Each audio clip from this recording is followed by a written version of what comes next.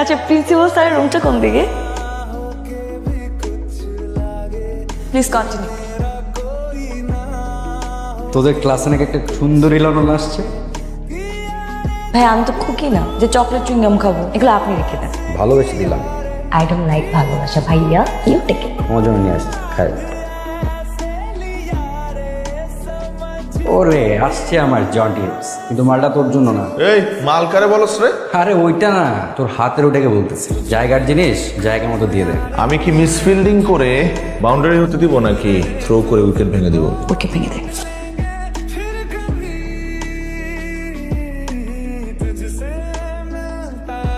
তুই কি রেগুলার মারামারি করিস? ওই তোরে দেখে শীষ বাজাইছে তো? ও শীষ বাজাইছে আর আমার মাথায় হুইসেল বাজছে। শোন, ছোটবেলা থেকে একটু মাথা গরম, বুঝছিস? হাত পা বেশি চলে। কিন্তু তুই এখন থেকে আর মারামারি করবি না, মারামারি আমার একদম পছন্দ না। তোর দিনের অভ্যাস হুট করে ছাড়া যায় নাকি? হুট আর হাত চলে না, হাত চালাবি না। তুই আমাকে প্রমিস কর আর কখনো মারামারি করবি না। বল প্রমিস, আমি আর কখনো মারামারি করবো না। আচ্ছা ঠিক আছে, প্রমিস।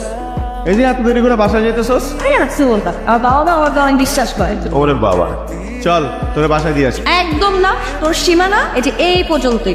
তোকে বলছি না বিশ্বাস করে মানে এই না যে তোকে আমি আমার বাসার নিচ পর্যন্ত নিয়ে যাবো, সেটা আমার বাসায় অ্যালাউ করবে। এ বেটা, এই বাসার নিচ পর্যন্ত নিতে বলছি, বাসার উপরে উঠাইতে বলি নাই। তুই যা। অবন্তী আমার দৃষ্টিসীমার বাইরে না যাওয়া পর্যন্ত আমি এভাবেই মুগ্ধ হয়ে তাকিয়ে রইলাম এবং প্রতিদিন এই কাজটাই করছি।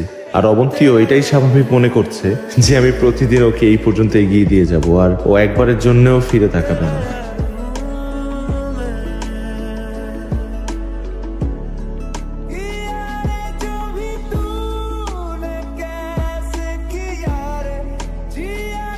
কি তোর ব্যথা লাগতেছে? অবশ্যই লাগতেছে, কিন্তু তোর হাতের ছোঁয়ায় ব্যথা কই চলে যেতেছে। আমার সাথে প্রেমের কথা বলবি না, আমি তোর গার্লফ্রেন্ড না কিন্তু। আর আমার তো গার্লফ্রেন্ড নাই, এজন্য তোর সাথে একটু প্রেমের ডায়লগ দেই আর কি, প্র্যাকটিস করি। তোর কি কোনো মেয়ে পছন্দ আছে নাকি? হ্যাঁ হয়েছে তো, ঠিক তোর মতো। আচ্ছা, তুই মাইক লিখে। তুই তো বললি। আমি আমার কারে কি বললাম? তুই না বললি মারধর না করতে? আশ্চর্য, আমি তোকে মারধর করতে নিষেধ করছি, তার মানে এই না যে তুই মাইর খাবি আর সেটা টাকাবি না। এই দেখ, আমি তাওরা পোলাপে নিতে পারি, কিন্তু আমি কিন্তু প্রমিস রাখি। তো কতজনকে তো তুমি কত প্রমিস করছো? তুমি সাথে কি প্রমিস করছো? এখন থেকে ভালো রেজাল্ট করবা, ক্লাস মিস দিবা না, বাবাকে বলছো আমি দুষ্টুমি করবো না, ফাইজলামি করবো না, মারামারি করবো না, কোনো প্রমিস তো তুমি রাখলা না। কিন্তু তোর প্রমিস তো রাখছি। কেন রাখছিস আমার প্রমিস? কারণ তোর আমার ভালো লাগে, পছন্দ হয়েছে তোকে আমার।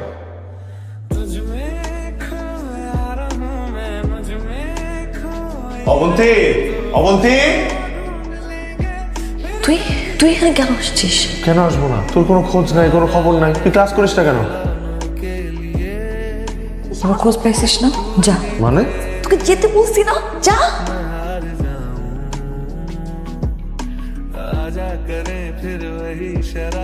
রাতুল, আমি চলে যাচ্ছি। চলে যেতেছিস মানে? কোথায় যেতেছিস? তোকে আমি বলছিলাম না আমার ডেটে কলেজে ভর্তি হওয়া, ভেবে নিয়ে স্কুলে পড়া। আর বাবা কেমন না, আমাদের লাইফটা পুরো এল হয়ে গেছে।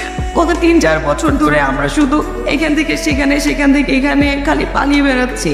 কিন্তু কোনোভাবে আমি আর আমার মা আর বাবার হাত থেকে ঢুকাতে পারছি না। আমার বাবা আমাকে খুঁজে বের করে আমাদেরকে মিথ্যেভাবে গালাগালি করে, মারামারি করে, ভাঙচুর করে, আবার টাকা চায়। যদি টাকা না পাই তাহলে আবার গায়ে হাত তুলে। কোনোভাবে বাবার হাত থেকে আমার রক্ষা পাচ্ছি না, জানিস? আচ্ছা শোন, তোর কোথাও যাওয়া লাগবে না, তুই থাক, আমি দেখতেছি ব্যাপারটা। লাগবে না রে। তুই না আমার জীবনে অক্সিজেন সিলিন্ডার ছিলি। আমি নিঃশ্বাস নিতে পারতেছিলাম না, কিন্তু যখন থেকে তোর সাথে আমার পরিচয় হলো তখন থেকে না আমি হাসছি, লাইফটার মিনিং খুঁজে পাইছি, আর তারপরে নিঃশ্বাস নিয়েছি। আমি কখনো ভাবতেও পারি নাই যে আমার লাইফটা এত সুন্দর হতে পারতো। থ্যাংকস রে, তোর কারণে আমি অনেক সুন্দর একটা জীবন পাইছিলাম। আমি না কোনোদিন তোকে বলতে পারবো না, কোনোদিন না।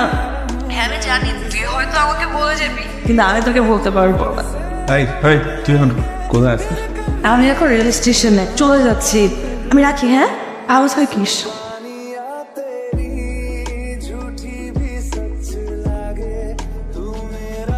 অবন্তী চলে যাওয়ার মুহূর্তে আমি স্পষ্ট বুঝতে পারলাম আমার মধ্যে একরাশ শূন্যতা। স্তব্ধ হয়ে গেলাম আমি। কিছু কিছু প্রশ্নের উত্তর আমি ওই কয়েক সেকেন্ডের মধ্যেই পেয়ে গেলাম। অবন্তী আমার প্রথম প্রেমের যে অনুভূতি, সেটা অন্য কোনো ভালোবাসার সাথে তুলনীয় নয়। হাজারো মানুষের ভিড়ে আমি শুধু অবন্তীকেই খুঁজছি।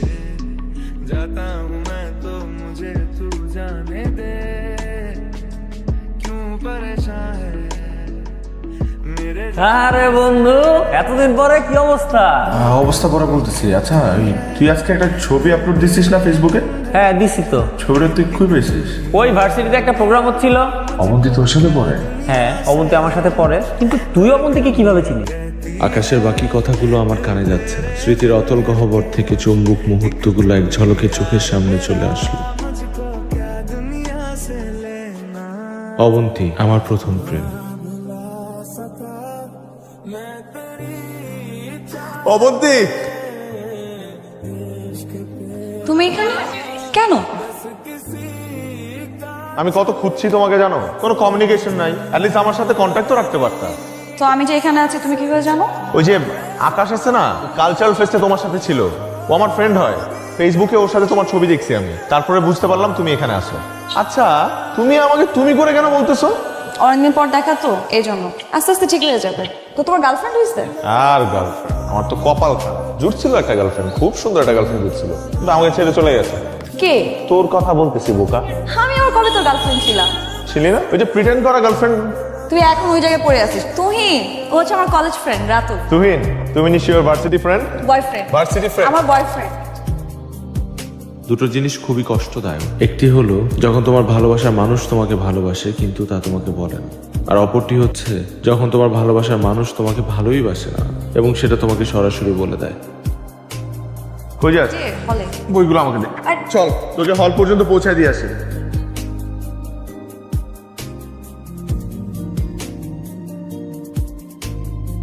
Thank you. আমি নিজে পছন্দ করে নিচ্ছি। আর রাতুল তো এখানে, ওদিকে দাঁড়িয়ে আছিস কেন? আয়, উইশ করতে আসছিস। Happy birthday. Thank you. এর থেকে ছোট কোনো ফুলের তোড়া ছিল না? Tuhin shut up. আরে চিল, জোক করছি। তো মনে করে আনছে তো। কি আছে? Packet gift? কি গিফট আনছে দেখি? শাড়ি? ও কি শাড়ি পরে না? শাড়িতে তো কমফোর্টেবলই না। তো উদ্ভট চিন্তা ভাবনা তোমার মাথায় আসে থেকে? আসবে না কেন? ছোট্ট একটা শহর থেকে এসেছো, তোমার চিন্তা ভাবনা তো ছোট হবেই।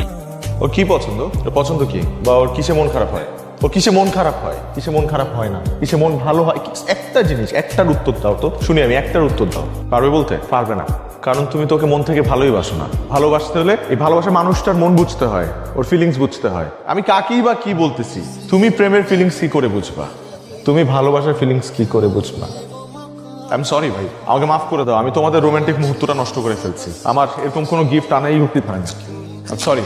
রাতুল, না না, I am sorry, I am sorry.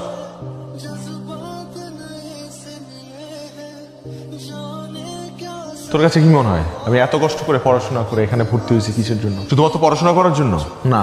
তুই এই ভার্সিটিতে আসিস, এই কারণে আমি এখানে আসছি। সবকিছু ছেড়ে ছুড়ে এইখানে আসছি শুধুমাত্র তোর জন্য। সেদিন যদি তুই আরেকটু অপেক্ষা করতে আমার জন্য, অথবা ট্রেনটা যদি আরেকটু দেরি করে ছাড়তো। কি বলতেছি, ট্রেন তো কখনো কারোর জন্য অপেক্ষা করে না।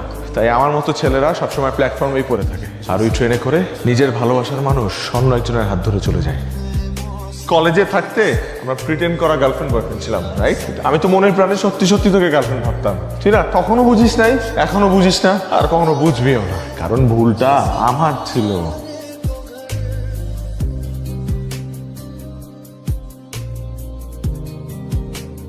তুহিন, আমাকে দিয়ে প্রোডাক্ট মনে হয় তোমার কাছে? আমাকে দিয়ে ডেট রাখছো? যে জিতবে সে পাবে আমাকে? ফাইজলামি করো। কি মনে হয় তোমার? কি মনে হয় আমি রাস্তায় মেয়ে? রাস্তায় মেয়ে আমি এত সস্তা তোমার কাছে যাবি? খবর ছিল